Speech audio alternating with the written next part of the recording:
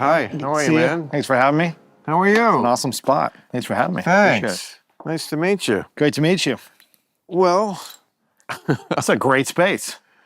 it is a great space. I tell you, I thought about 5 years ago we had fires, horrible fires here, and it blocked out the sun for a week. And I actually thought about moving to Miami. And then I stopped being super high. And I realized, first of all, I'm just too dug in, too old to like move. If I moved anywhere, I'd always feel like, when am I going to go home? And California, I'm going down with the ship. You know what I mean? It's got its bad shit, but you're right. It's a great spot, and I'm never going to find a place where I'm more comfortable. Or this particular place has such a vibe to it. I'd never find a place like that. So, yeah. Where do you live? We're in Studio City. Yeah. Oh, but you always been out here, or did you? 13 years ago, I moved out here. Yeah, from Ohio. Yeah. And why did you come to LA? Why do you need to be? Oh, well, I originally came for a girl I was dating that didn't work out, and then I ended up staying, and it worked out. Yeah. I didn't want to be in LA. I never wanted to live in LA. I moved to New York for like a year and a half after, college days, and I loved the energy in New York for whatever reason. Maybe it was because I was in my late 20s. But then the first year here, I thought it was kind of more superficial and less real. But then I met my people, and I met, the communities I was involved in, and I was like, oh, this is awesome. New York is, I always used to say, at least we're honest about being phony. New York, please. I mean, yes. You lived there, right? Didn't you? Twice. Yeah. And I'm from the area. I lived across the river. We were New York centric. My father worked at the center of Manhattan every day. We just, so New York teams, New York attitude. That's why I get along well with East Coast people, and West Coast people. But, New York is still so phony. I mean, not perhaps the glitterati, the literati, but the glitterati, yes. It's the home of like, you can't come in, you're wearing brown. Like, we don't get started until 1 a.m. Here at the club, My friend used to always say, there's so many beautiful girls in New York. None of them will talk to you. But Right. It's like any other city. I mean, the people are not, it's not just a plethora of intellectuals. It has that, but it's just, it's also very just like everywhere else, except, you have to put up with bad weather, rudeness, overcrowding. Trash everywhere. I don't like living in a building. Yeah. Do you? I used to, but then when I got, in the right relationship, I was like, oh, I want space now. Being married, I'm like, I love having a bigger space and a yard and, all the stuff. You need a yard when you're married, huh? Exactly. I don't even know what that means. It sounds like it must It's more be just, true. I lived in a 2-bedroom condo until like 2.5 years ago. Essentially, I mean, not the same one, but essentially I was living in 2-3-bedroom condos like for the last 15 years. Are you a newlywed? Yeah, 2 months ago. 2 months ago? Yeah. Well, wow. And we were living together for a few years, but got the home a couple years ago, but just got married. Yeah.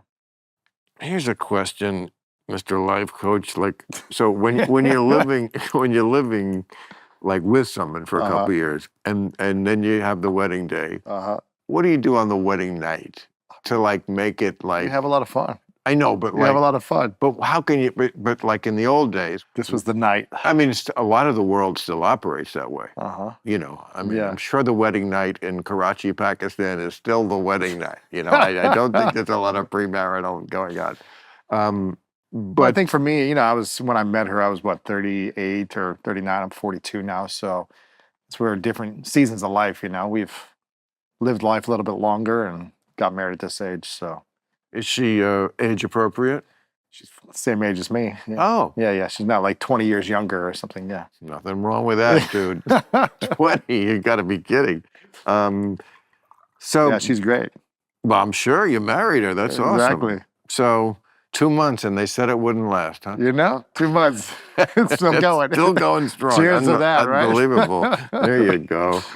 Well, did you always want to get married, or did you just meet I was someone? terrified of marriage for a long time, probably because I grew up with my parents were always, you know, it felt like they were always fighting and they were stressed out, and I was the youngest of four, and it just felt like there wasn't a good model of marriage love. It was like, seemed like stress and chaos. It's one of the reasons why I left home at 13. What did they fight about? Money, stress, who knows? I was always, Money. and I was also young, so they wouldn't, no one would tell me what was going on. Do you know, they've studied this, and the number one thing people fight about, and there's not a close second, Money. is money. Yeah.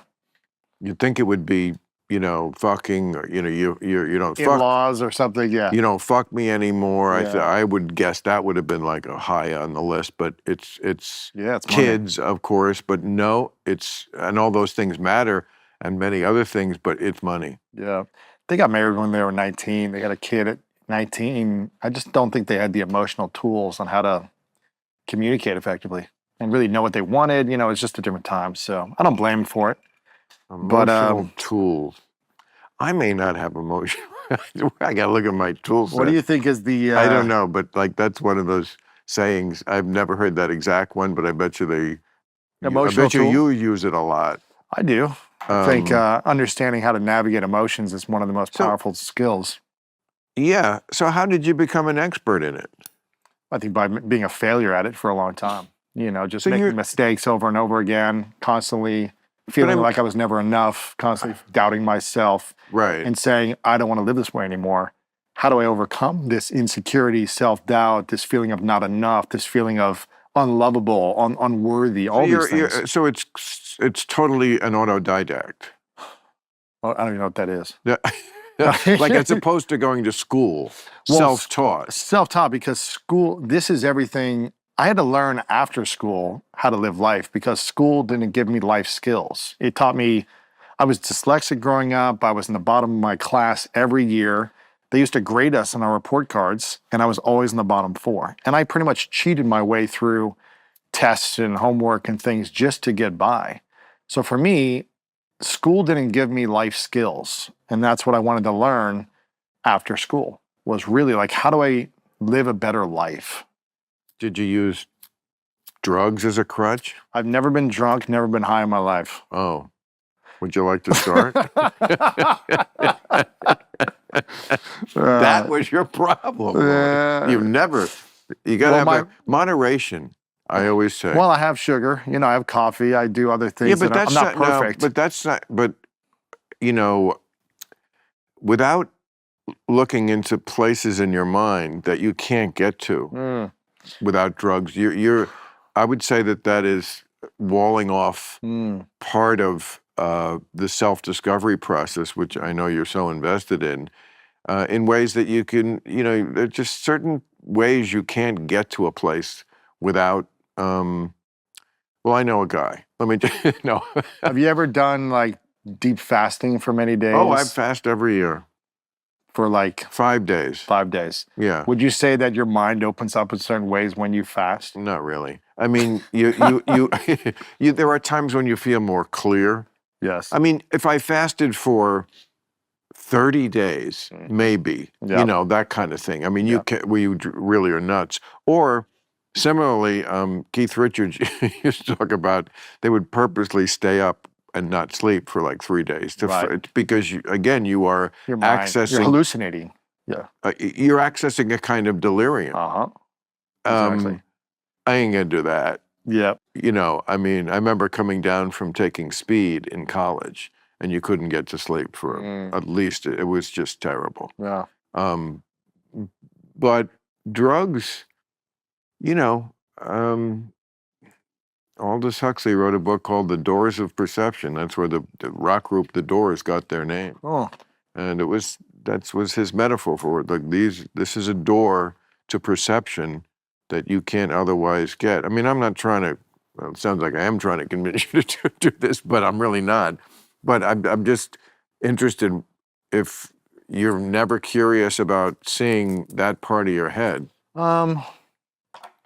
I've never had a desire. I mean, maybe I've thought about what would that look like, but Well, you think you know everything? No, I'm no, kidding. I don't know everything. And I think that's why I keep learning and keep trying to grow. But I feel like, when I was 8 years old, my brother went to prison for selling drugs to an undercover cop. And I read that you got by in college by selling like pot. Pot, yeah. And Well, we had whatever our dealer had. yeah, exactly. Let's put it that way. And it's kind of helped you get by. And it's something, it's like, Also, my first couple of years living in New York in comedy, I Yeah. was a pot dealer. there you go. And he got in a sting with like an undercover cop, and it sent him 6 to 25 years in prison. So I was an 8-year-old. I was the youngest of 4. He was 11 years older than me. He was 18, 19 when he went in. He got out in 4.5 years on good behavior, but it was the war against drugs in the 90s. It was the whole thing. And it was devastating for our family. It was like crippling for our family. And it's what caused a lot of pain, a lot of shame, a lot of guilt. Just, But it no, was a lot. but And that led to, I saw that early on, what drugs can do with the destruction of a family. I mean, you could say I saw a fire and saw what that destruction can do, and so I'm Right. never going to use fire. And of course, you want to use fire for True. certain things. I also think that, for me, I've just learned that drugs or alcohol are a toxin or are a poison. And it's like, as an athlete growing up, my whole vision was sports because I was horrible in. And I was like, oh, guys are getting drunk on the weekend, and then on Monday practice, they're slower. This is an edge. So it wasn't like Yeah. I wasn't exploring, like maybe Right. I'd go do this or maybe check this out. But I was like, oh, this is going to slow me down or hurt me with my skill set. Maybe with you as a creative writer or a comedian or, it's like Right. opening and expanding your Absolutely. capabilities. Yes. But I was like, this is going to hurt me, Well, there's also performance-enhancing drugs. which I've never done. I know, but athletes do. Guys in college were doing it and shooting up steroids, coming back 20 Right. pounds bigger with, Yeah. freaks of nature. And I was like, I thought about that. In college, I thought about it because if I was 2/10 faster in the 40-yard dash, I probably would have gone to the NFL. And I was just like, I couldn't live with myself knowing if I would have done it, like illegally, based on society's terms and based on where sports was at. I was just like, I can't do it. You dodged a bullet, man, because if you had played in the NFL, you'd be broken now. Your body would be hit by a train. I played arena football for 1 year and I broke my wrist and had to have surgery. And it's just like so physically demanding. It's demanding is a kind word for it. It's just punishing. It's a train wreck every day. Destroying you. Yeah. So it was a blessing. It ended after a year, but I got to live a dream and pursue that and experience it. But you must feel a tremendous responsibility to people who can't afford a shrink or they don't have a best friend, and they're like, what should I do? And I was like, well, what would Jesus do? And then you, right after Jesus, or Well, I don't think of myself as that. Well, you're very successful in the industry of telling people what the fuck to do that, you'd think it would the responsibility would be high. Well, for me, the reason I started my show has been every week for 12 years. It's called The School of Greatness. The reason I started it, I didn't call it the Lewis House Show because I knew I was getting into a world of expertise around personal development, growth, health, wellness, mindset, therapy, money, all these topics. And I was like, I don't know any of this. I know a little bit of a lot, but I really am not the expert at anything. Let me go find these experts and elevate those voices. Right. So that's been, but by doing it over 12 years, you pick it up, you learn, you grow, of course. Yeah, you immerse yourself. It's the old 10,000 hours thing, Exactly. You've spent 10,000 hours or whatever the number is with the experts and the people, and so. And then I've made a ton of mistakes, and I've implemented how to overcome it, and I've. What do you do when the experts disagree with each other? I bring them together and I say, let's talk it out and let people decide.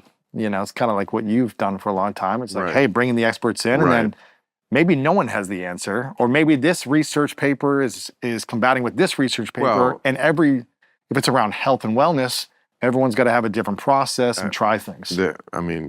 This theme comes up a lot here, and I guess on my other show, and probably at dinner too much, but, I am less of a believer than most people in how advanced we are medically. Yeah. I think this is a big difference between how I see things and they see things. I mean, they call me like an anti-vaxxer. I'm certainly not. I'll say it a billion times. Vaccines, one of the greatest tools, physical tools we ever came up with. But If they've I got have research, way more skepticism and questions about it because I have way more about everything. And like, if you ask me, like, of all the things we possibly could know about wellness in the human body, what percentage do you think we know now? Most people would probably say, oh, we're probably at like 90%. I mean, like, yeah, of course, 100 years ago, we didn't know much, and I would say maybe more like 20.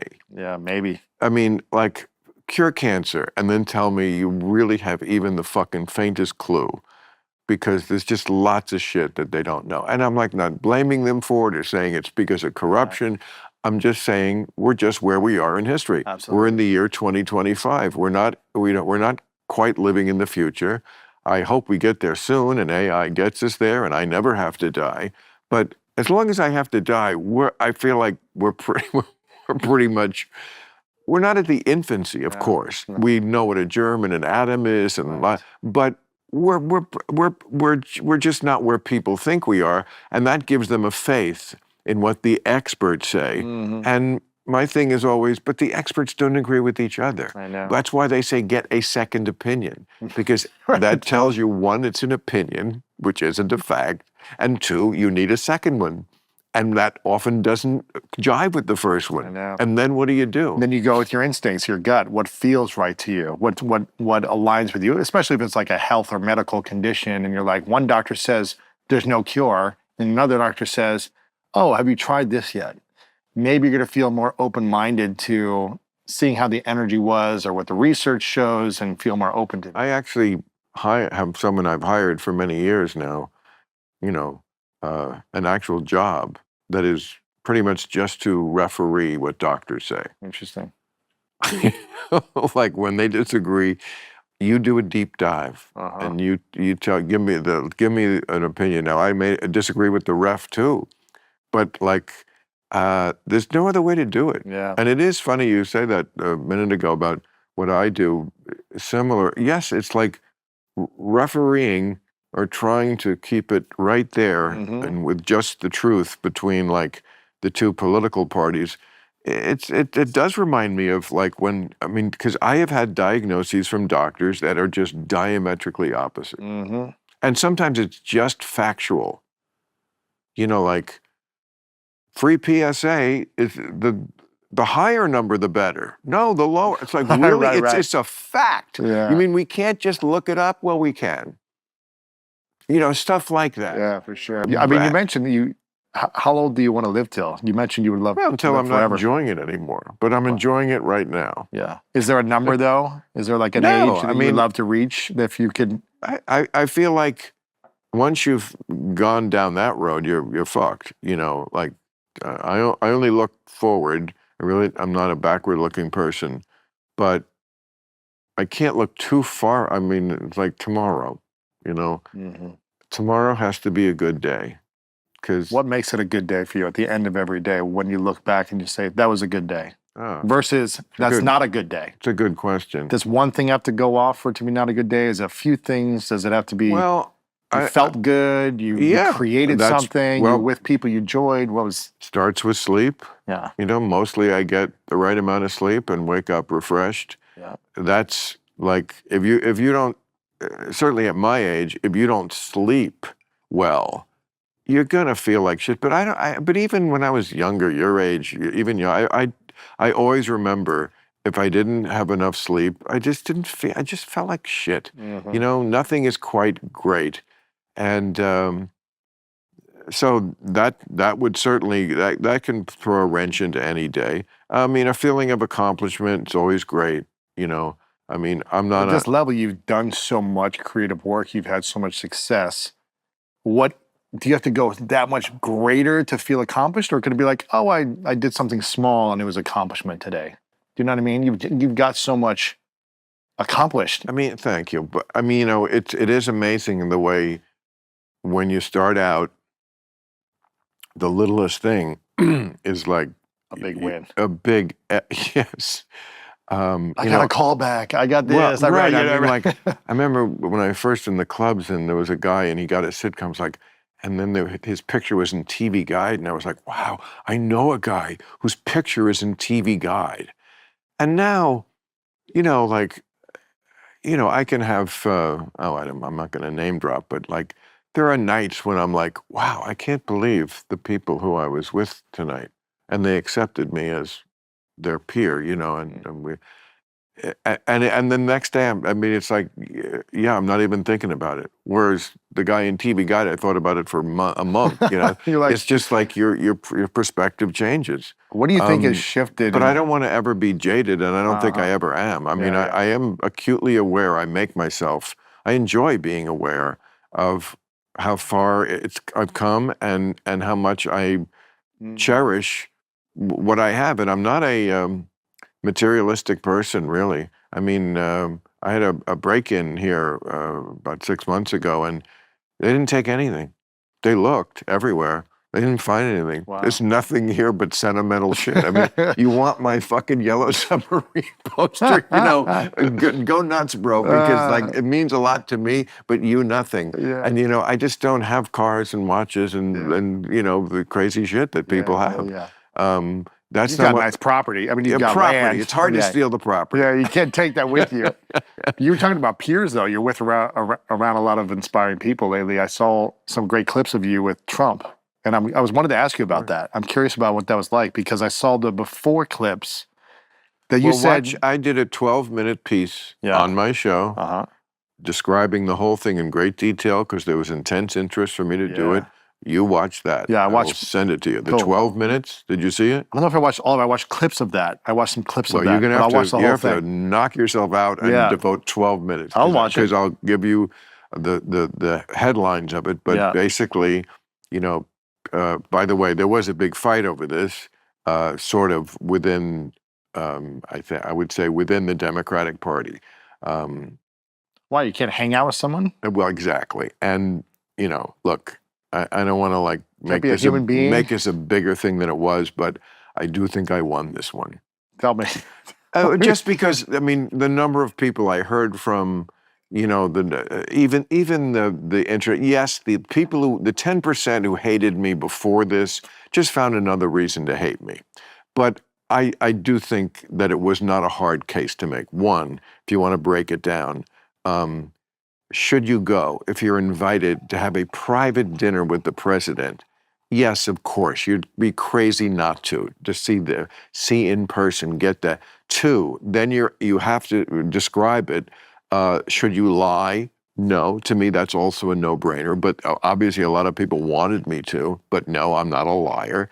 And then three, after this, do you go back to just doing and before this, I never took a break from exactly doing what I've always done with Trump, which was keep it real.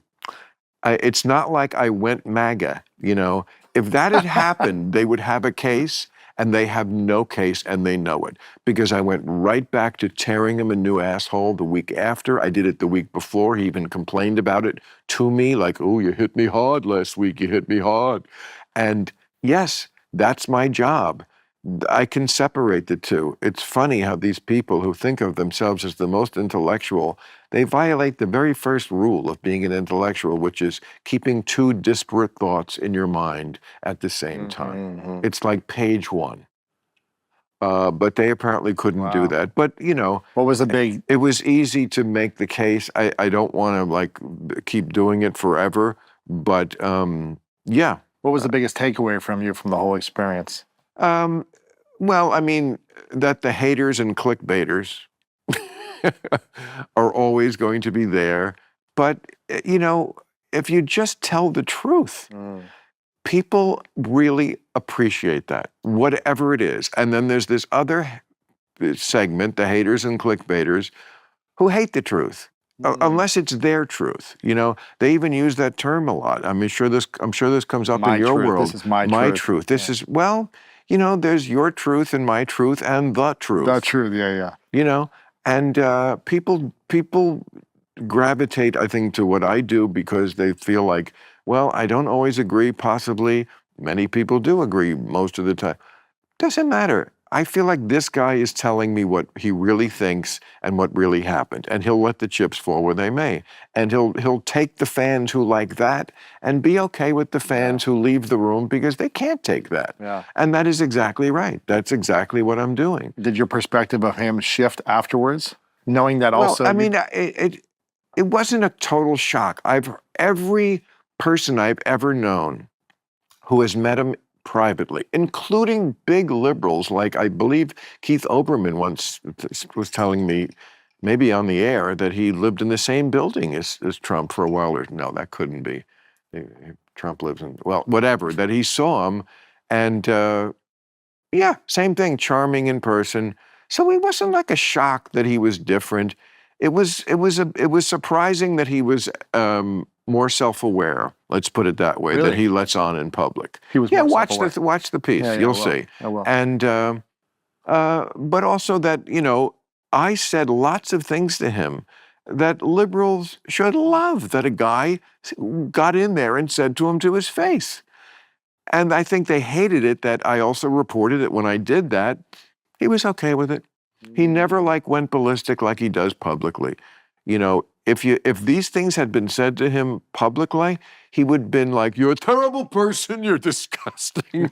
But obviously, he's two different people. Interesting. But that's complicated, and people don't like things in life that are complicated. I'm sure you deal with this all the time. Yeah. And I'm The so messy. sorry that I complicated your life with the truth, but that's what I'm going to do. And if you can't hang with that, I get it. But I noticed we're like the #1 show. My rerun of my show, it's the #1 show on CNN. And I feel like CNN is the place where people at least used to go for down the middle, let's just tell me what the fuck happened. Don't fucking give me your slant. Or if you do, just be honest about your slant. Just tell me what you really think.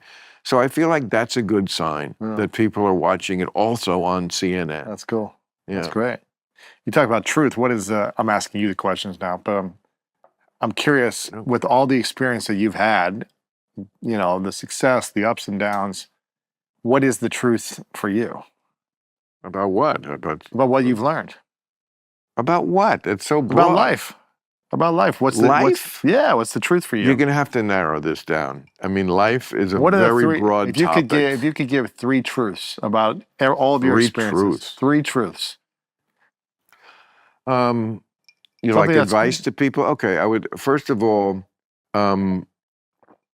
don't be a jack of all trades and a master of none, as the old saying went. Figure out what you're naturally good at and develop that. Because if you try to do something that you're not naturally awesome at to begin with, from the get-go, given to you, you will fail. Because there are people who are. The people who just have the God-given, God, I'm kidding, ability in something, they're just going to always be that far ahead. And, the athletes is a perfect example. If you can have the greatest basketball skills, and I do, but if you're 5'8", you're never going to play in the NBA. Yeah. Just don't waste your time. You have to be awesome at it. And, even guards are 6'6" and up. I know. Michael Jordan was 6'6". Magic Johnson was 6'9". Luka is 6'7". He's hulking, and LeBron basically plays point guard, point forward. He's 6 whatever.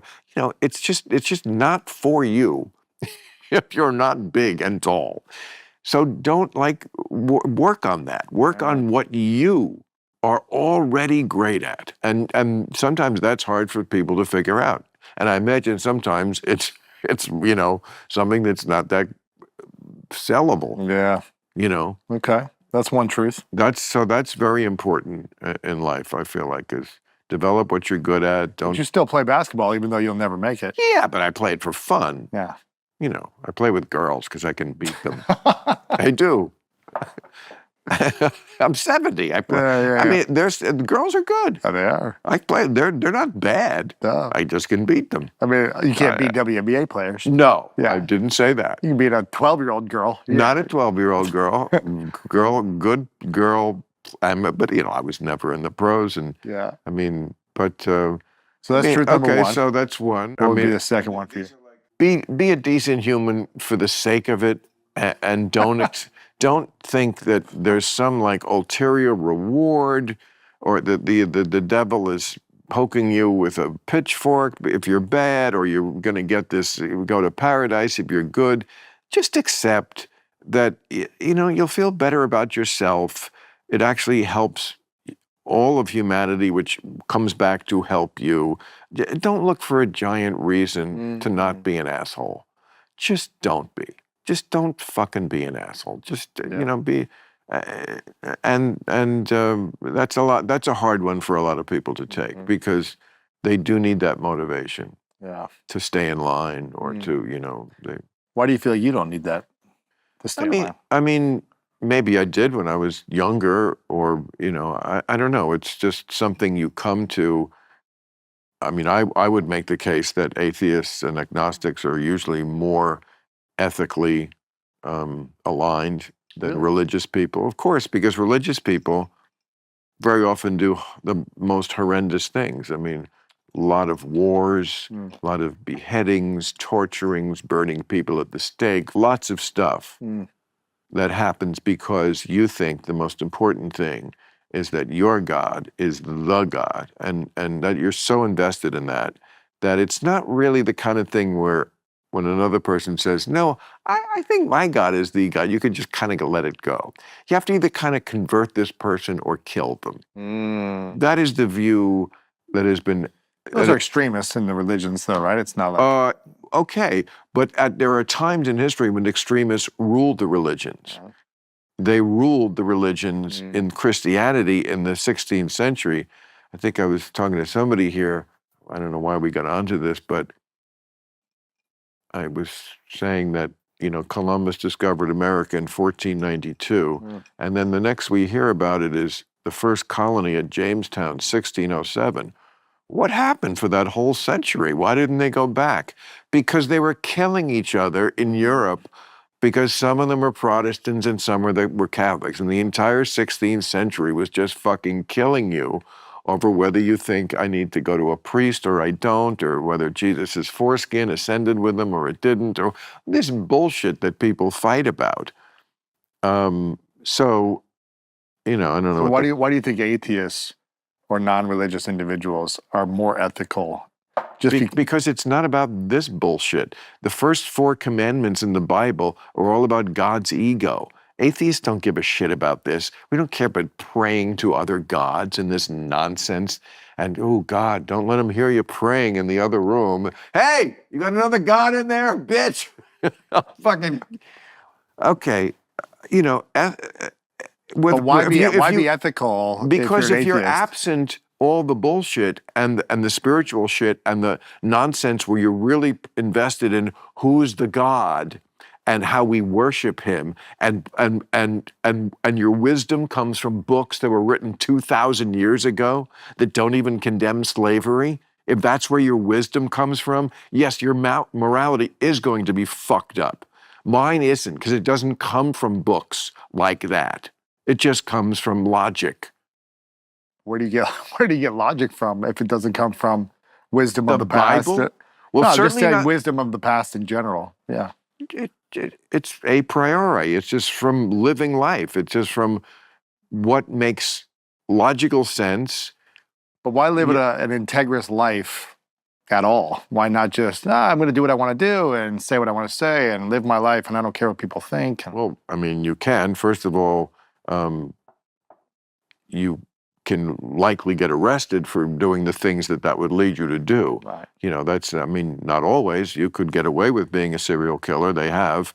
Usually they find them after a while. Now they never really have them anymore because the forensics are so great. It's pretty good. That they really have, it's a shame. Please give to the Serial Killer Foundation. Give whatever you can, because there are so many serial killers who'd like to be doing it, but they just can't do it anymore. You think atheists live with more integrity or because of logic versus Yes, I mean, all we have is morality. Mm. We don't have the bells and whistles and the nonsense about who's the God, and I mean, it's not about faith. And the definition of faith is the purposeful suspension of critical thinking. That's what you do when you're a person of faith. They brag about it like it's a good thing. It's not a good thing. It's stupid. You're a human being. You have the ability to reason, use it. But it's so Can't much. you do both though? If you have critical thinking, Not and you're- really. Not really. And then if I you mean, can't find a solution in your mind, and there's no research or science to a solution to something that you're trying to solve, well, what solution like to what? I don't know, I mean- healing. If you feel like, oh, there's a disease and no doctor can Well, help me cure, and then Right, there's- and then neither will Christian Science. well, it might, faith might, Faith might heal you. yeah, Wow. belief. Wow, and people listen to you. I'm kidding.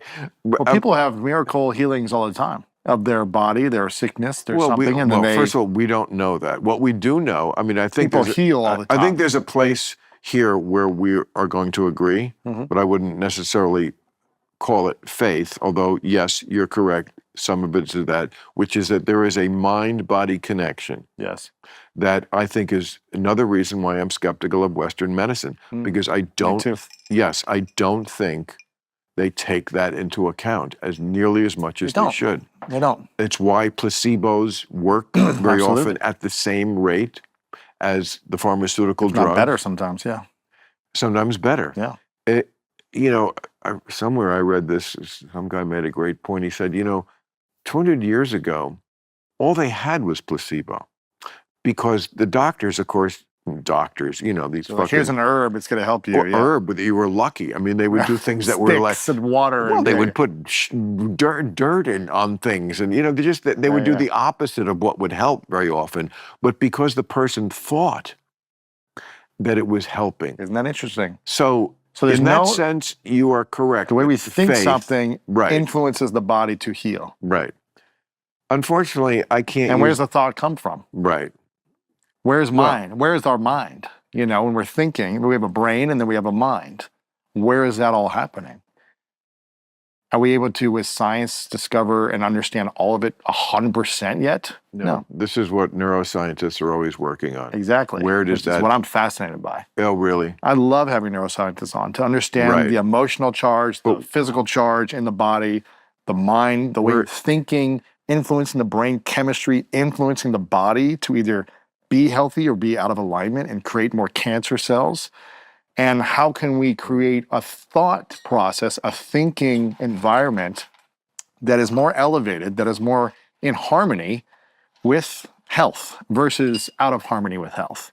And I think if you're thinking in faith or if you're thinking, whatever else that's allowing you to think in harmony and to be more peaceful thinking rather than chaos thinking, your body typically is going to align to that. Not always, it's not like it's 100%, but there's definitely been so many instances in my life where I'm thinking negatively and I'm thinking chaotically and my body responds in a similar fashion. And then I think more harmoniously, I think more peacefully, I think more forgiveness, and the body feels better. And so where's that coming from? Why is that happening? And it's just, I don't have all the answers. And I think that's where critical thinking, but- you can also be a critical thinker and search What are you for suggesting answers. that comes from a God? I'm suggesting that It could. it could. We don't know. It could. Yeah. People think and- atheists believe dogmatically. There is no. What all we're saying is we don't know, and Uh-huh. we don't believe in it. It's just atheism. We don't believe in it. That means If you don't believe it also. I mean, it the could truth, be a possibility. The truth is that we're apathetic about it. Yeah. Our view is we don't know. We can never know. Uh-huh. So we're not going to just waste time like worrying about it or thinking about it. Just we don't know, and you just have to accept that. Yeah. But it seems unlikely the virgin birth and whatever all the A lot of things seem unlikely. But- I mean, it's like, well, not to that degree. sure. Well, I mean, how did the world get here? You know, do we really know the answer to how we're here? Well, we know how the world got here. We don't know how the universe started. Exactly. We know when. We know when Do we know exact day, time? Like, we don't know. No, I mean, we know generally, yes. Yeah. We know the Big Bang was we think we know. No. That they know. That they know. They know, and that's not even the key question. We know that there was a Big Bang about 14 billion years ago. What we don't know is why, what was before then, if there's some sort of universal mover, why did he choose this way to start the universe? You know, it just seems weird. But of course, it's on a level that we could never quite understand. But yeah, there are lots of questions like that. Yeah. We certainly know when our world came here. It's about, I mean, our sun is about 4 billion years old. We're about, I think, 3.5 billion. You know, the moon was a piece of the earth that broke off. Yeah, these are not hard things. What's hard is like, why did it all begin? Exactly. Why What's is the there purpose to be why being is here? there anything? Yes. And if there was nothing, wouldn't that be something? These are the kind of questions that just hurt your head. 100%. But that's also, you can have, I like to think about and try to explore those conversations. And when I don't have an answer, I try to keep going deeper. And at the end of the day, for me, whether it's 4 billion or 10 years ago or 20 billion years ago, that doesn't actually matter to me. What matters to me is, can I live a peaceful, harmonious life? Can I live a life full of love, joy, abundance, inner freedom, and have great experiences? But isn't that what I said? Just do it for the sake. 100%. Not because you're worried about a punishment or a reward, which is just something they made up. I think you should do it for the sake no matter what. It doesn't mean, you know, there's not a God that we can still be grateful for our existence. Are you grateful you're here? I am, but I've got a cushy life. I know a lot of people who aren't so grateful. Right. You know, where's God there? Do you feel like it's a responsibility, if we do have a cushy life, to give and serve in greater levels? Yeah. To try to lift others up who are struggling? Yeah. And by the way, some of that is forced upon us, which I'm okay with. But when I say forced upon us, taxes or yes, yeah. I mean that I don't remember the last year when I paid less than half. I mean, what I'm trying to say is I pay more than half. Yeah. They take more than half. Especially here in California. I'm told, I'm like, you know, if you were like a billionaire, it would be way better because they have ways of getting away from it and corporations. But if you're just a mega millionaire, but you're screwed. Life is horrible.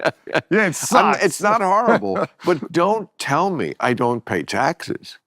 I'm not saying that. No, but people do. Yeah. You know, like the rich don't pay taxes. You pay a lot of taxes. More than half. Yeah. Okay, that's between the state and I live in California, federal, of course. State, everything. Yeah, but if you just add up state and federal, it's already over 50, and then there's sales tax and it doesn't feel good. Yeah, but don't tell me that I'm not already contributing. Yes, there are lots of people going to the free clinic and places, and good. I'm not complaining about it. Just don't tell me it's not happening. And beyond that, of course, I also give to charities, the ones that, I mean you care about. Yeah. I mean, of course, a lot of it's animals. Yeah. People like really hate that. They're like, you know, the humans, I do. I like humans too, but I like animals more. I'm sorry. And they're more innocent. And I don't know, it just pulls on my heartstrings, and that's that, and you know, fuck it. Do you have a lot of pets? Well, I have 2 dogs. Somebody offered me a tortoise the other day. He was 98 years old. You got the land for it. I do. Great. I'm thinking about it strongly. I'll have a 98-year-old tortoise. That'd be cool. I mean, can you believe 98 years old? That's incredible. I know. No, I wonder if he's lived a good life. 98? I wonder if he's lived a good. I mean, he's seen a lot, probably. I wonder what it's like. Well, I mean, they say you can't teach an old dog new tricks, but I'm hoping to get him out of his shell. Good night, everybody. No, but wouldn't that be cool to have I mean, 98 years old, this fucking thing. It's amazing. You should adopt it. No, I'm thinking about it seriously. You should. I mean, what's holding you back from taking? I just got the message yesterday. Okay. And it's like he comes with his own house and his own heat lamp. that turtle lived like a king back here. You know, you got the gardens back there. It's got grass. It's got carrots or whatever. Yeah. I have 2 ducks that incredible. They used to go in the pool. I let them for a while, which was a big mistake. Now I've trained them. You train ducks? Like sort of. They walk around the pool and they never go in. How do you Because train a duck not to swim? when they get because for a while when they were getting back in the pool, I would take one of the lemon, I would pick the lemons off the lemon tree, and I would throw it right near them. I never hit them, and of course it would scare them the fuck off, Please stop. and they would fly away. And then after a while, I hit it and I threw the thing in the water, and they didn't fly away. They just got out of the pool and they were like, okay, I get it. And now I never see them go in the pool. But they live They have here? learned. Do they? They don't live here, but they come here come every around. day. Oh, okay. They like to walk around there. It must be a safe place. Oh, that's It's a safe space. Got a lot of acres here. Yeah, Watch, the turtle will kill them. It'd be sweet if the ducks rode the turtle, and stood on That top would be, of it. I got to get that picture. That'd be amazing. Um, Oh, that's cool. but What would it take to get the turtle then? What makes you decide to do something or not? I don't know. Well, first of all, you got to live with it for a minute. Uh-huh. You don't just get a 98-year-old turtle, Why Louis. not? Come on, Why not? You Come on, got Bill. to think about it. Come on, what's Am not I- to think about? It seems like an amazing It experience, does. life experience. It does. You care but about it's animals. It's a big responsibility. It's just gonna sit back there. I know, but like You I got don't- team, you got staff, you got people gonna help out, right? I mean, I don't want it to die on my watch. oh my gosh. Well, I mean, but no, I will give him. I mean, I was going to say, doesn't he need a mate? But I'm like, 98? No, he's not getting that thing up. He's. I don't know anything about turtles. Maybe he made for life. I don't know. Tortoise. Yeah. I mean, I don't know. All How I know big is this thing? It's like a massive. I saw the picture. It was not that big, but all I know is it's a big decision, and when you're going to get a tortoise, you got to think about it slowly. Okay, that's. Man. Yeah, but I mean, I see butterflies here. I mean, when I was a kid, the world was teeming with nature-like butterflies, and now it's like, oh, if you see one, you're so excited. I know. I mean, we're just killing everything. It's horrible. Well, in the face of that, what excites you at this season of life then the most? You've achieved and accomplished so much. You've I don't know. met bro, everyone. I'm- Now that you've met Trump, you've met everyone. You've been invited to the White House. Isn't that interesting that you were never invited to the White House? No, saw I you was. said before. I was there, but I was there because I was doing the correspondence Yeah, dinner but in that's the not the 90s. same. It's not the same, but I do remember being in the White House because I have the picture of me Yeah. and my mother and Clinton. That was exciting. Yeah, but none of them invited you to No, come. exactly. Isn't that weird that you're in this world for so long and they Well, never invited you?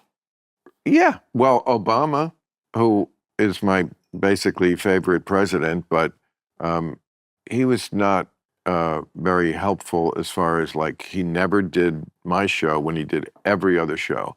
Why not? I had to go on the air and beg him on my 60th birthday in his 8th year in office and shame him into it, basically. He did. And he finally did. But, it was at the White House. It was in the interview room. It wasn't fun.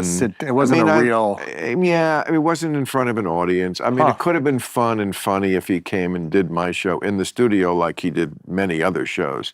But he must have had someone around him saying, I'm a very dangerous person, Louis. That's the thing. I'm a dangerous person who nobody can trust because I might tell the truth about something or ask a hard question. Interesting. So, they avoided me for all that time. So you're right. And I said that in the piece when I did it about, Saw that, and yeah. I know liberals, again, they don't like the truth, but that's the truth. It's like, as far as like just feeling free to just speak exactly how I feel, yes, I felt freer to do that with Trump than Obama or Clinton. You think and Trump that's emblematic of the way the two parties have kind of switched as far as which one has the stick up their ass. Now, this doesn't say that the Democrats don't have better policy ideas. They do.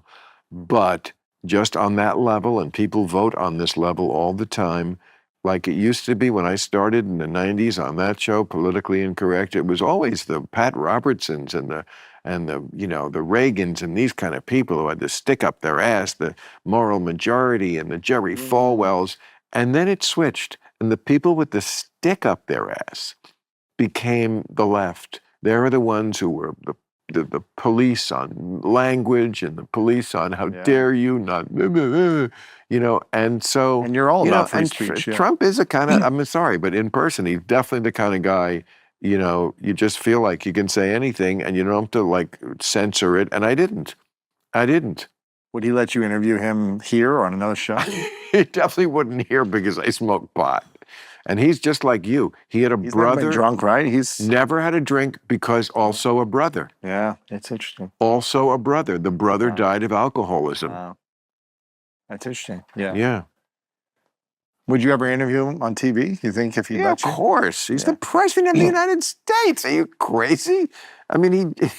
Of course. Did you he ask would. him if he would? No, but you know. Now I you mean, have his team. You can talk to his team and ask and see. like talk to him. Wow, there you go. You have his cell? Yeah. Yeah. Has he been friendly since then, even though you've kind of like attacked him a little here and there, or has he been? Look, we're not having a bromance here. You're not.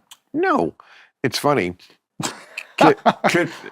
Kid Rock brought me there. I know. I heard that. I saw that. He's the one who brought me. Okay. So like a week He before. seems like a nice guy. I love him. You know what? I have no patience with people who just can't find friendship with people who don't agree with them. It's just a way to civil war, and I'm not going down that road. But like a week before we were going, he texts me, Kid Rock, and he shows me this picture. I may have told this story, but he shows this picture of a vintage guitar, kind of like that thing. And he's like, I got this for POTUS. Why don't we give it to him as a gift? And I texted back, Bob, I'm not at the gift giving stage yet. Okay, let's see how the first date goes. Right, the first 5 minutes. And like that's no. But you know, to their credit, they both understood that yeah, we're gonna have this dinner, partly the perfect choice because I was the hardest one on him. And I was the one who said he was never going to leave office. Great, you know, grace. So like I had this standing, but they both understood. Yeah, when the dinner's over, Bill goes back to his day job, and he's what I think they like about me is that what other people like and some people don't is that I don't pull my punches. I'm going to call it as I see it, and. I do it without malice, Yeah. you know. But you're not going to like turn me into something. I went to that dinner, had a good time, and then I kept my honor. That's the truth. Wow. I kept my honor, That's great. and you know, I'm kind of over it now. But he is a guy who, like everything with him, I think. Especially from his upbringing and his work in New York and real estate and stuff, it's really always a lot about personal relationships. Right. I mean, to a degree, every president or leader, I guess that's true. You know, if you know, I remember George Bush used to love, or Reagan loved late Margaret Thatcher in England, and you know, okay, Tony Blair and Bill Clinton were buddies, and you can be buddies and. But this guy, I think, more than most. Yeah. Like you gotta. It's in his DNA to be about relationships. It kind of is. Yeah. So I just feel like it's better to have relationships with people than not. And some people, you know, just think, you know, well, let's just run out of the room screaming, "I'm not talking to you." Right. That doesn't solve anything. It really doesn't. I mean, I'm sure you get lots of interfamily. Issues. I mean, do you ever get people asking you about my husband voted for Trump and I didn't, and we can't get along? We can't get over that. Yeah, I mean, I'm not a therapist or anything, but it's like, Does that come up? yeah. I mean, people ask. Well, I'll bring an expert in to kind of talk about that, and I'm more about how can we be our most authentic selves and come from a loving, compassionate way, and so. And say, listen, I want to hear what you're talking about, what your political views are, whatever. And I don't even talk politics because I don't understand it. I'm thinking about how can I live the most free, harmonious life and create that within my community? How can I set my health up? How can I set my mind up to feel free on a daily basis and not be worried about what is happening or what the latest drama is of things I can't control today, but I do know I can wake up and I can eat well and I can move my body and I can go to bed at a good time and I can say nice things and I can do things in a good way. You must concede that politics is always going to intrude on some of this because this is if you allow it. But a lot of this country everything is politics. I mean, there Yeah. are people hearing this now who are saying, well, that's easier for you. You're white. Mm-hmm. That's politics. Mm-hmm. That gets into politics. There's always going to be people that are going to attack you for whatever reason. They don't like you or say, you have money, you don't understand what it's like. You know, I was, That too, yes. whatever it might be. You have money, you have a TV show, you should have nothing to complain about, whatever it is. But I dealt with sexual abuse when I was a kid. You know, I experienced that. It was one of my first memories is being abused by a man that I didn't know sexually. My brother went to How prison. old were you? I was 5. It's a 5-year-old. My brother And went you to have that memory. every day since that day. I've had that memory in my mind. I could relive that moment. How long did it go on for? It's probably 20 minutes. It was only one time. I mean over time. It's just one time. Just one time. Just one time. Probably like a 20-minute experience over one time. An uncle? But it was a babysitter's son. He's probably about 16, 17-year-old. I was 5. Really? And What did he do? stuff. Yeah, stuff that, I mean, I don't want to talk about it publicly. I've shared that I've been sexually abused, but I don't want to relive the whole story. But that was one of my first memories as a child. I'll bet. No matter how much success in sports I gained, it was like, but why is something still off?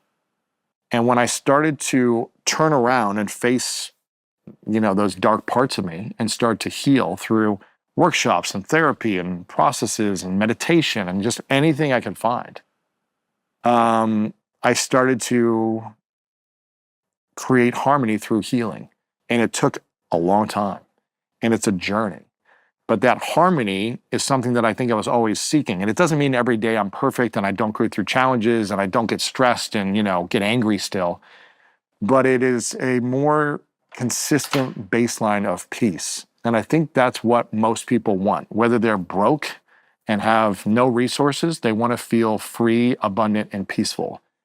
And you probably know a lot of millionaires, billionaires, people in political power, athletes, celebrities who have it all, but are miserable or still are not free. The guy did you ever watch Succession on HBO?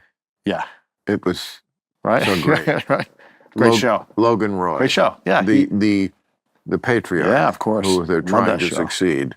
And he's a billionaire and he's got everything. And every scene, he's just so angry. How long are we going to be circling? You know, he's in a private plane and they're circling and his blood pressure is going through the roof. And it's like you asked me. You know a lot of these people. Truths. I maybe never got to the third one. Yeah. I'm sure I could. What is the third one? Many more. But one of them would be, I don't know if it would be 3, but if you have 99% of what you could possibly want, don't obsess about the 1% you don't. That's good. That's good. And there are so many people, there are so many Logan Roys, and I've met them. Did you know them? That, you know, and there are other ones who are not. You know, I know Jeff Bezos a bit. He's a happy warrior. Seems pretty peaceful. Very, not just peaceful. He loves his girl. You know, that's a real thing. And, you know, he's like the nerd who got a hot chick. And now it worked like, you know, very hard. And he still works a lot, she tells me. But like, he's happy. But that's the way to do it. Yeah. But there's a lot of people we know. But there are Logan Roys who just... It's never enough. They seem to be only happy when they're unhappy. That's it. And because that's familiar. That's sort of also what I always thought about, to go back to what we were talking about in New York and LA. I always thought that was kind of very characteristic of New Yorkers. You're not really happy unless you're unhappy. You know, when you think about... And it's what's familiar. And when we go into peace, it's so unfamiliar. If we go from chaotic relationship to a chaotic relationship into a healthy relationship, it almost feels like something's wrong. Because you've never felt health. You've never felt peace. You've never felt someone accepting you or just being okay with your flaws and not making you change or not getting angry at you if you're not doing something for them all the time. And you're like, wait, something wrong? Because it's peaceful. I got to send you a song. I'm sure you're too young to know, but you know who Paul Simon is. Yes. Simon and Garfunkel. Yes. Amazing solo career. He wrote a song called Something So Right. He recorded it. Barbra Streisand recorded it. If something goes wrong, I'm the first to admit it. The first one to admit it and the last one to know. If something goes right, it's liable to lose me. apt to confuse me. It's such an unusual sight. Interesting. It's a great song about this exact subject, you know. That's a guy who's dealt with trauma, you know, or confusion or struggle or stress. And it doesn't mean you're not living in a nice home. You can still have inner struggle and inner trauma, even though you're provided for, and even though you have money and you have nice things. You could be living in a psychological war. That's a conundrum a lot of people have who are enjoying a good life, and then they're unhappy for some reason, and they feel guilty about feeling unhappy because they know there are people who have it even worse. Yes. And you have to find a middle ground there between, yes, people have it worse, and also your pain is real too. Yeah. If you feel like shit, yeah. Does it help to have money when you feel like shit? Yes. I can absolutely throw the flag on this one because I've lived both. I've been poor and unhappy, and I've been rich and unhappy, and being rich and unhappy is way better than being poor. It just is. It just is. But it also amplifies things. It amplifies challenges, stress, problems by having more. Well, yeah, but you can go out to dinner and, of course, go retail. I'm not a retail therapy person really, but people do that. But at the end of the day, no matter how much you spend or buy, it still doesn't make you happy with what's going on. So it's almost like a bigger mind fuck, because you're like, I should be happier with this money, and I'm still not. Yeah, but while you're going through something, like a breakup or something. Yes. It's better to have money than not to. It's better to have money for everything. But unless you abuse it and you're like, I'm going to go buy drugs and alcohol and just destroy myself, then you're like, what am I doing?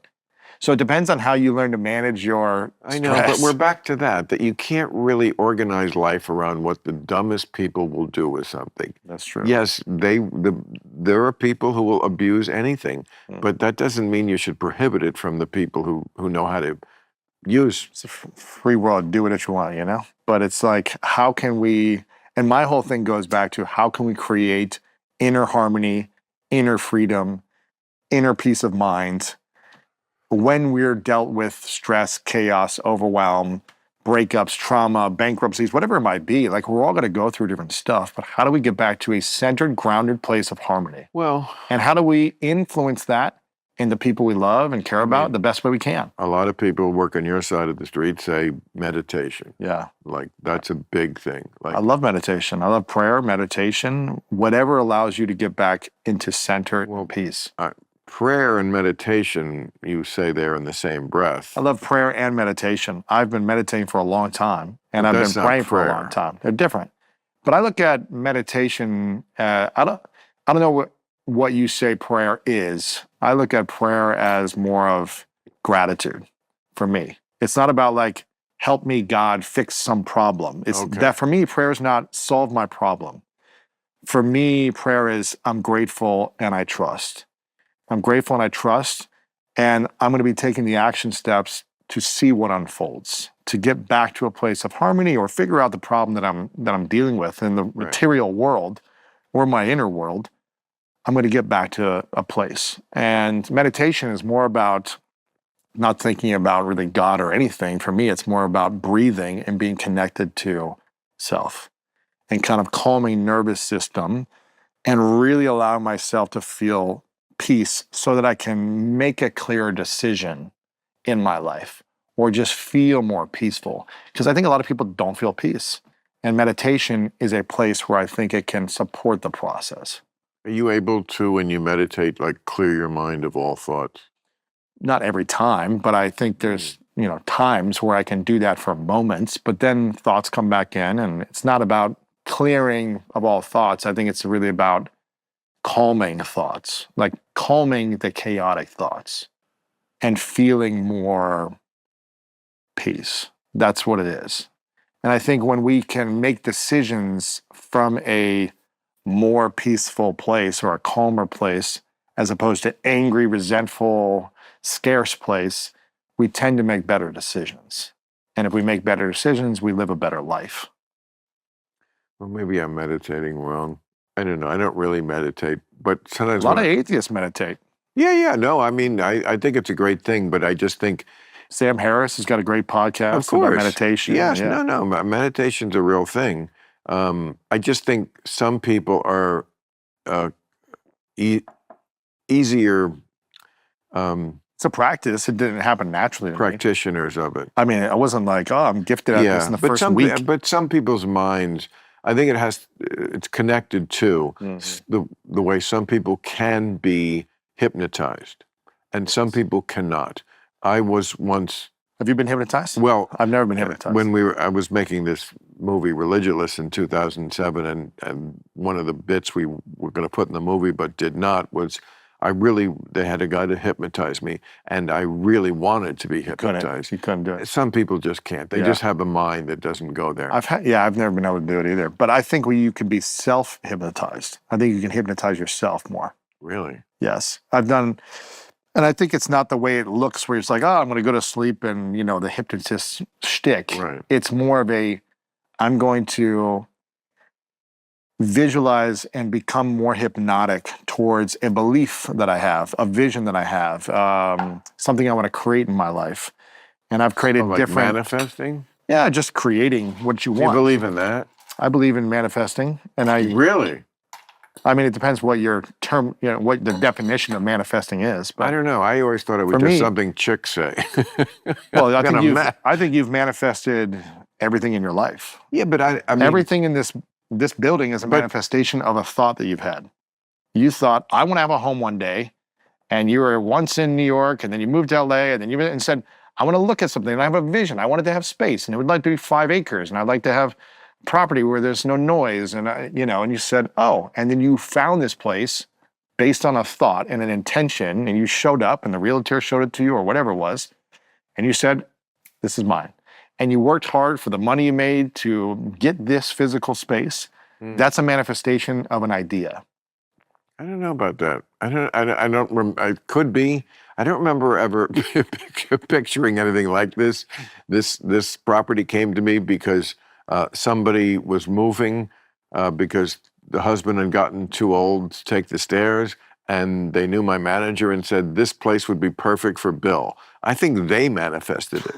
Well, maybe. I don't think it was me. They did because it was a house that was perfect for one person. It was a nice house, but I mean, but you did tons of movies and your TV shows. It's like you had a definitely vision. have not done some movies. All the movie posters around here are fake. But you've had a vision for your show. You've had a vision for the guests you want to have on and what you want to ask them, and any moment you want to create in the segments and.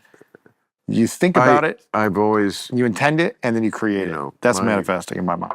I never got married because I'm married to my work. Yeah. And that's okay. That's not for everybody. But I also must say, I've read a number of health books where they're listing all the things that are good for your health, and I kind of resent it. Being married or not being married. When number 47 is, get married and find it's like for you that would make you happier and healthier. It's like, don't put it in the fucking book on how everybody can be happier and healthier. I'm not saying sure. I don't know why I'm yelling at you. You're not the guy who did this, but I've read that in more than one place. Okay, that's for you. We're all so different. Absolutely. We are all very idiosyncratic human beings. Yeah, that's why I don't want one for all vaccines or one for all anything. I agree with you. Okay. I agree with you there. Yeah, I mean, for me, it's... Do you get shit about that? About what? Vaccines. I don't really talk about it myself. I mean, I have different doctors on and experts on to talk about those things. For me, it's more about what makes sense for me. I grew up not getting vaccinated through my religion, Christian Science. I didn't have any shots until I was like 24, and I went to Mexico and got like a shot to go, and I've been to Ghana and I've had to take different shots and things like that. But how did you live? How did you survive? Effortlessly. And how can you still be here on Earth? God! I had no medications. You must be the luckiest person in the world. I had no medications. I had no shots. Oh no! And I grew up. You mean you used the human immune system? Just developed it, And I also got chicken pox. Like there was a chicken pox or measles outbreak. So did I. And we all had them when I was a kid. They used to try to give them to the kids. Right? Yeah. My sisters got them. They gave it to me. They had me sitting there with them. And I understand that there can be harmful effects from getting the measles. 100%. Yeah. I think whatever's been tested for a long time, and if it's something that's, recommended. Like for me, I wasn't going to go to Africa and not get a shot or just don't go. But I wanted to go. I was building schools for kids and I wanted to be there. And it was like I knew the risks that I could get sick, so I needed to take the shots and hopefully prevent that. As long as we're on this, my view on measles, for example, is because people get very upset about the measles issue, is, when I was a kid, we all got the measles and nobody worried about it. And that's because when I was a kid, we didn't eat processed foods and we weren't basically unhealthy. Yes. So everybody got through the measles. It just wasn't a thing. Fast forward to today, I get it why parents are worried that kids are going to get the measles and have some deleterious effect because you're unhealthy to begin with. Yes. Because you've had too much processed foods and possibly too many vaccines and you don't have a robust immune system. Yeah. I don't know. I'm not saying that for sure. I'm saying it's a possibility, and don't try to ward me off saying that that's a possibility, because it is. Everything's a possibility, and we are just basically more unhealthy than we used to be. A lot. Everything that's in the air and the water, what we breathe, the plastics, the fucking fungus, every fucking thing is worse than it used to be. So something like measles comes along and you're already compromised, or COVID. When you're already compromised, this is just common sense kind of medicine, then things like that are opportunistic. They want to win. Yeah. And in a normal human immune system, they don't. But the way we are today, yeah. But what's the answer to that? To go more down the road? To get healthier first. I think so. To get healthier first. What's your health program, like your physical health program? Because I just had dinner 2 nights ago with Brian Johnson. Oh, how was that? Who also was here. And I like Brian a lot. Yeah. And it was a very fascinating dinner. More of what we talked about here. If you don't know, Brian's the guy who's 47, but he's wants to live to a 200 or never die. Well, right? I mean, he claims to be, and I don't think he's lying. I think he's a very smart and honest guy. Certainly about this. There's some he's studying it the most. Shit about his personal life, but that's his personal life. But he wants to, be the healthiest person ever, and so he lives an incredibly regimented, what I would find to be a ridiculous kind of unreachable life, but he does it, goes to bed at 8 o'clock at night, it only eats one meal or whatever, and it's only lentils, and I mean, it's just crazy, and monitors his health. 24/7. I mean, this guy, and I said to him— How was the dinner? Was it good? It was awesome, and I like Brian. I said to him here, and I said to him there, look, we can't do this, but I'm glad you're doing it because you're on the forefront of finding out what we can do with the human body, and what if we did do, we could live more and longer and better and more healthy. And, he monitors himself at an incredible level. He was telling us, my liver is 18 years old and my dick is 12 and my heart is 19. And I'm sure he's right. Yeah. But who could live that? Well, Brian. So he can. Very few can do that. I'm glad he can. Again, I keep going back to, I keep interviewing these people like Brian as well, and I keep trying to seek more information to find ways to stay in a beautiful relationship with the world. And that starts with a beautiful relationship with myself, feeling good about myself, learning how to be in relationship with others, I think makes me healthier, as opposed to horrible relationships doesn't help my health.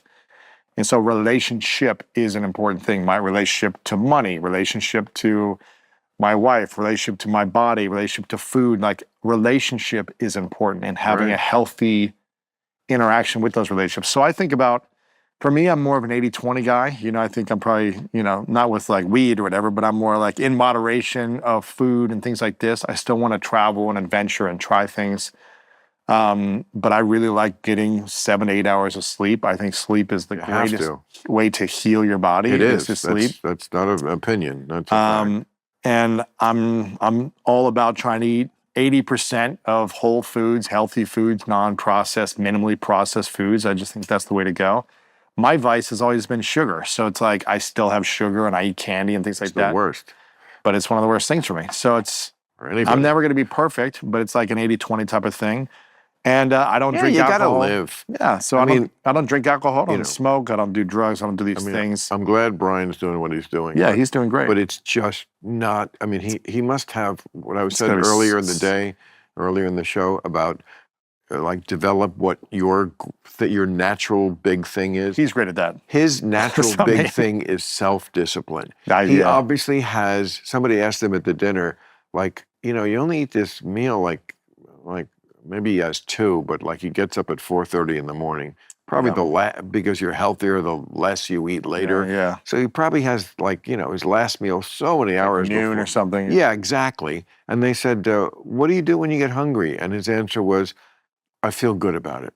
You know, I feel good about being hungry because I know I'm doing the right thing. And I'm like, Right. like most people are not born with that level of discipline. And, you know, uh, again, I don't even want to be. When he was here, I said, Brian, like, how many years have you shaved off your life living like this? And I think he said 6. And I was like, I've shaved 3 and I'm smoking pot all day. No, I'm not doing it all day. Right. But, you know, it's like, what good is a Ferrari if it's always in the garage? It's interesting. You know, I mean, your body is a Ferrari, but what the fuck? But if you can't run it, you can't like rev it up and let it go. Let it take it out. And of I, course, I saw that he went to went to a dance party or something and hurt himself. And now he's like, I don't dance anymore or something like that. But it's like if you can't enjoy it at the highest level. I mean, he does enjoy his life because he gets up in the morning and like does a lot of physical activities with his kid. Yeah, it's enjoyable for him. Yeah, for him, exactly. And then, you know, just let us all be us. And it's I can also learn from him. There's a lot of wisdom that he's gained. That's what I mostly love about Brian Johnson. Is that like he is a font of wisdom, and you know, it's again a personal relationship I have now. I can text him, and say, you know, Brian, is this really true about hyperbaric chambers? Yeah. I hear they're really good. I know Michael Jackson had one, and when has he made a bad decision? Oh man, this is speaking of all the people you've met over the years. If you could put 3 people in a room, 3 of like the most interesting people in a room, I can't answer this question. Who would you put in a room? I can't. Just to see what the conversation would be. Louis, that's like the ultimate. The 3 most unique people are 5. I can't. Come on. I can't. It's gotta be. I can't answer that question. If you name some people, I'll give you my opinion on it. But I'm not going to say, okay, Jesus, no, people you've met, people you know, people on your phone. phone, let's say, people you've met or hung out with. Well, first of all, I'm never going to answer that question because the people I don't mention will call me the next day and say, why aren't I on the list? That's a trap question. Oh, man. But, you know. More for like, what would be the most crazy conversation to have? Not the most like fun conversation of like, oh, my 3 friends that all think the same. But like Trump and then someone else, and you know, who would it be? That's what I do for a living, bro. Yeah. I mean, well, you want to get Trump on this, you know. I mean, look, I don't even think it's that interesting anymore because, I mean, he's the headline in the news every day, whatever he does. I mean, that was, you know, again, one of my arguments against the crazy people who thought, don't go there. I'm like, really? This guy has dominated, whether you like him or hate him, dominated American life for 10 years in a way I don't remember anybody ever dominating life. You wouldn't want to have dinner with him? You wouldn't want to see that up close? Really? Really? Then you're just not a curious person. Yeah. And so, you know, it wouldn't be him. We know what he's up to. Look, the reason I love this podcast is because I get to talk to you, who I never would have been able to do that probably. It's like, it just happens that I have a day job at HBO. I don't have time to work on this. I just told them I will show up here at 5:30 on Wednesday and have somebody interesting for me to talk to. And God bless them, they almost never fail. Now, also, I can talk to anybody. I mean, I've done shows with children. I can talk to 10-year-olds and have a good time. You get a joint in me and a couple of drinks. I really could talk to anyone. But I also like to talk to somebody like you, who I can have an intellectual conversation. It's just on a different level. Sure. Can I talk to the Hawk to a girl? Yes, and I did, and it was great and fun and funny. But this is, you know, obviously, the more you get on in life, the more you can have interesting Sure. intellectual conversations. And I think that's mostly what my audience wants to hear. I got a question for you. I don't know if you've ever thought something like this. You probably have because you think about everything. But how old are you about to be? You just turned. You had a birthday. I'm going a to couple be months ago. 70. So I'm 70. saying now I am, because I feel like it takes a year to get used to a new decade. Wow. Okay. But- So this is. I'm interested in this But I question. really don't give a shit anymore, because it's not how old you are, it's how old you act, and how old the people you're with. I'll just leave that out Okay. there. Okay. Well, here's my question for you. That's what I'm curious about. You've got a lot of wisdom and tons of experience. I'm curious if you ever think about, like, when you hit 70, if you ever think about what you'll think at 80, like what your 80-year-old self will think about, or what advice your 80-year-old self would give you. If you can think about now, if when you turned 60, almost 10 years ago, where you were then and where you are now, would you have given yourself advice with the wisdom you have now from 70 to 60 versus what 80-year-old you would give at 70? I mean, life is walking down a very dark tunnel where everything behind you is well lit because you've been there, and everything ahead of you is pretty dark. And you're walking like this because you can't see it. And then, oh yeah, that's well lit. I know what happened. So I feel like each decade, you get a little better at that. You get a little better at seeing what's ahead, but you still just don't know. Really? You don't know. And what excites you about the new decade, though? I mean, I live day by day. Yeah. You're not thinking that far I ahead. really don't. Because we could be here, I could not be here. I mean, the world could not be here. Or it could be all solved. AI the robots could take over. That's true. And we were all so afraid of them, but they're really very benign, and they keep me living forever, and they solved all the problems. And, what I've learned is that it's almost a fool's errand to predict 10 years ahead, because no human can. And almost all those predictions are wrong. Very few.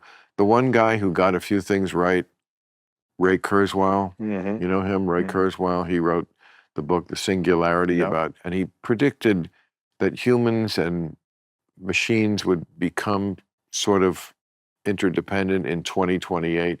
He looks like he's almost right on the money on that one. It's getting He close. predicted when the Soviet Union would fall. I mean, this is a really smart guy. And is there anything you predicted when you hit 60 in the last decade? Like things you wanted to create for your life? Not talking about the world, but I want to create this, and I'm going to do this. I already had what I wanted at 60, which was what? The best job in the world, doing what I do on HBO, best job in the world, that I can every week talk exactly how I feel to a very loyal audience, get well paid for it, make it funny. I mean, enjoy it. And I love the process of putting the show together. I'm a process person, so I love Monday, Tuesday, Wednesday, Thursday, Friday, that it gets better, better, better until I go out there and deliver it. And I love making my audience happy. I love them expecting me to do a certain thing and me producing and giving that to them. That is my ultimate joy, probably in life. That's cool. So, I just want to keep doing that. I mean, I don't really have ambitions. I was on the road for 40 years and just this year stopped doing that. Really haven't missed it that much. I mean, because you do change when you go through life, and I miss performing. I miss being on stage. I miss getting the laughs for the real live audience. But I have a show every week. I do a monologue every week. I get that fix anyway. It wasn't worth the travel, and it takes a lot to maintain an act. So, I just when you're 70, mostly what you're thinking about is, how do I keep my health? Because life is better than it was when I was young. When I was young, I was stupid and poor and lots of bad things. Life is better, but of course you have to worry more than you did when you were 20. Your health, yeah. That something shit's going to happen. What's missing for you at this age? Nothing. Nothing's missing. Nothing you want or no like relationship or this. Or No, I've got. I mean, you got the properties, you got the career, you got properties. health. I don't care about properties, but You got the turtle coming, maybe. I got you the got turtle. the 98-year-old. You got- have something older than you here, to be great. No, I mean, I don't want to. There's nothing that's missing in your life. No, I don't. Let's not knock. Let's knock wood and not say. There's a movie you probably also haven't seen called Broadcast News. It's great.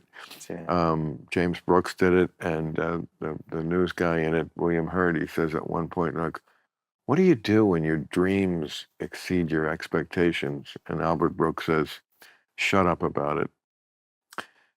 Don't tempt fate. Things are going good. I've seen it too many times where it turns. The Ferris wheel always comes around to the bottom, So just don't I'm not greedy. I'm not a greedy person. I don't need more than I have. I have a good lot. I'm super lucky. I'm very philosophical about what I have. Some people say, well, you worked for it. I did. But I'm also born the person who would work for it. People are just not born that way. Yeah. So when you say I worked for it, yes, but it's also sort of, it was in your DNA. It was built into the cake to begin with. And I was lucky to get that. Yeah. Not everybody is. Mm-hmm. Not everybody can. Not everybody, as we were saying before, has some great thing they can develop. Yeah. Like I did know when I was less than 10 years old that I was going to be a comedian. Interesting. I knew this is what I wanted to do. That's lucky. I know kids who are in their 20s and still can't. They're not stupid. Yeah. They have talents, but they just don't know where to direct them. Right. I was lucky. I was always going to, even when I was at college, I was like, what the fuck am I doing here? What the fuck am I doing here? I'm going to be a comedian. This is not helping me. I remember having that anxiety a lot, sitting at, in my dorm room at Cornell. Like, what the fuck? I'm taking Greek history. It's great. I'm enjoying it. I like academia.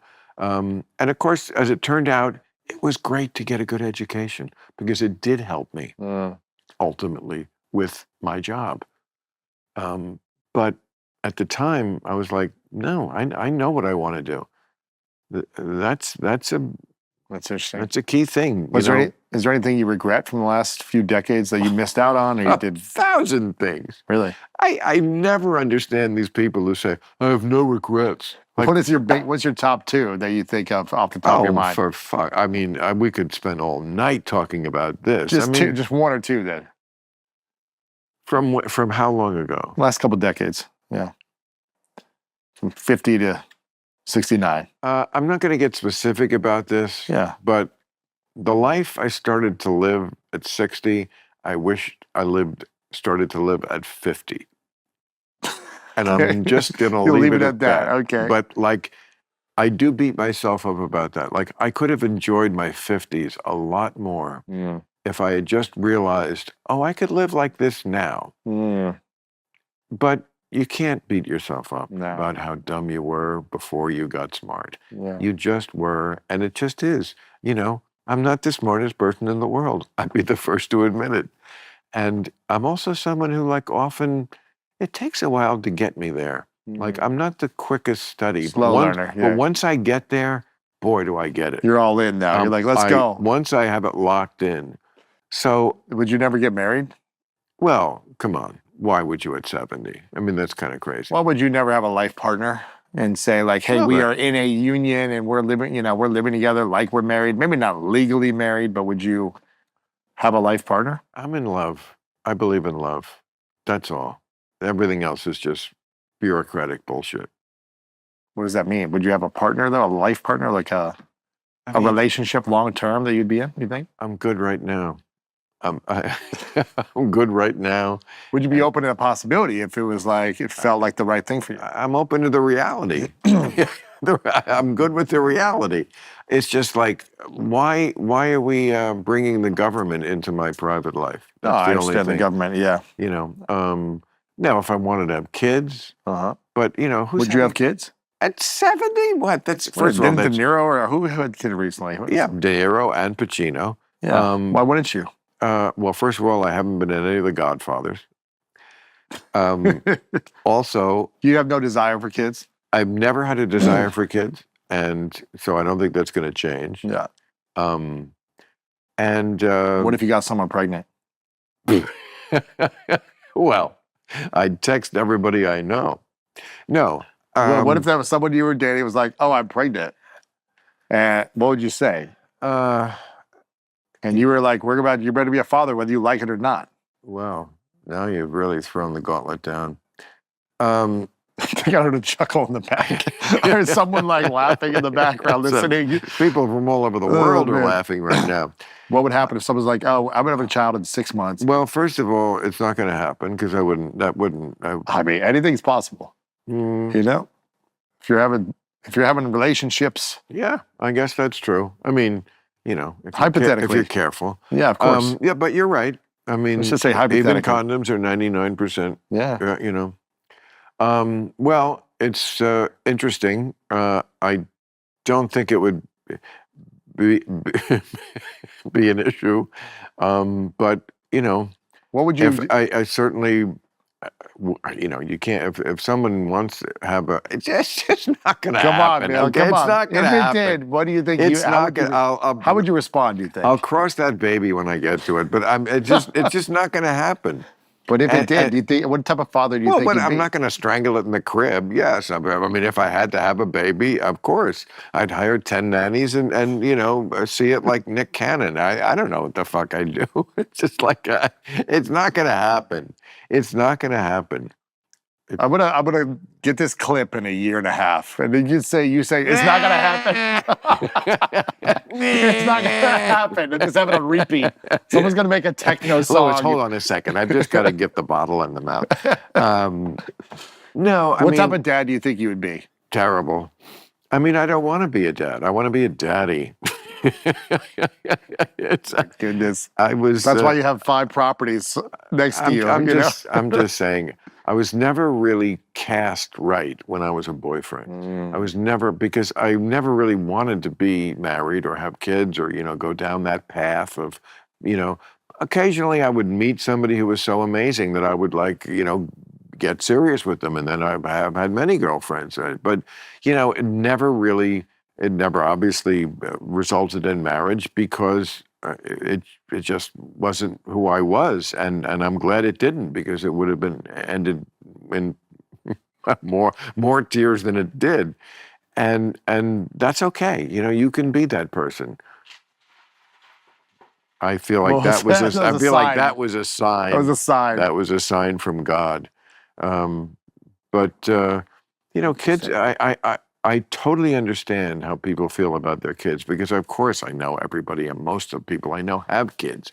You don't get to 70 without most of the people you grew up with having kids. But all these parents that you know who are in their 60s and 70s who have kids, what are their Or views? on- 50s and 40s. Yeah, or what are 30s. what are I their know what are people their have- views on having kids that they share with you? What do you see? Is there a benefit, or you just don't see the benefit? I mean, the ones who have kids who are teenagers and in their 20s do nothing but bitch to me about how their life is miserable because their kids are super woke and they're driving them insane with their out of control uber wokeness. Everything is like, Mom, you don't get it. Mom, that's old thinking. All, you know, and the parents are like, and these are liberal people, you know, these are not like conservatives. Wow. And they can't deal with their own kids. And I'm like, it's your own fault. You spoiled them. The way you raised them. You know, they're not well educated. They're America hating ahistorical hysterics who don't know how lucky they are. Their whole life is based on how terrible privilege is. Well, it's supported by ultimate privilege. Why do you think so many kids are hating America? Because they're not educated. Because we don't teach them anything that would give them any perspective about America. So they think they live at the worst time in history in the worst country when they actually live at the best time in history, undoubtedly the best time in history, and probably still the best country. How could you explain it to someone in simple terms where they would actually understand that when they think you're completely, or they're like, You can't. You have to have a more broad education. You have to understand Western civilization and Western history, as well as if you want to throw in the history of the other parts of the world, and they probably didn't teach that to people in my generation as much. But I'm sorry, the most important things didn't happen there. They happened where people developed ideas like the rule of law and democracy and scientific inquiry. These things are not inconsequential. They're what make our lives valuable today. I wish they had happened all over the world in equal measure. They didn't. what about They capitalism? happened in Athens and Rome and Philadelphia and London and Paris. Yeah. That's where they happened. What about capitalism? When, a lot of kids don't like capitalism, right? Yeah, because they're stupid and they don't understand what communism was. If they had the slightest idea how horrible life was under communism, they would run screaming and begging to live in a capitalist society. Please, go live in East Germany in the 1970s. See how you like it, where every third citizen is informing on the other two, and no one can get ahead in life because the government takes 90% of your earnings. It's ridiculous. Communism was an enormous failure, and the fact that we don't teach that we leave that as an open question, good luck. I mean, they think we should be socialist. We already have a very socialist society. I'm not even complaining about it, but when they take that much of your taxes, that's socialism. When they redistribute wealth, Medicare, Social Security, the Marine Corps, these are socialist programs. This is the government doing things that private enterprise doesn't do, and they should, to a degree. Yeah. We're just talking about what that degree is. But to think that we're not socialist is they just don't know things. They don't know things. Is that the schooling system? Is that colleges? Yes. What is that? That's schools. Really? Yeah. Well, I mean, you're going to have kids soon, right? That's the plan. That's the hope, Well, we know, science knows what causes it now. I think you'll be fine. Yeah. Are you trying right away? Yeah, we're trying, yeah. So hopefully. It's fun to try. Yeah. I mean, that's the intention. Yeah. That's the intention. All right, that was fun. I really appreciate you doing Bill. this. Thanks, man. Thank you. This is I'm fun. glad I got to know you. Yeah, Hope appreciate you. it's the beginning and not the end. Yeah. We right. connected now. Thanks, man. Thanks. Appreciate it. That's what I love about this. Good to connect. Congrats on everything. Thank you. You Yeah, too. appreciate you. Oh Appreciate my you. God, you're killing it out there.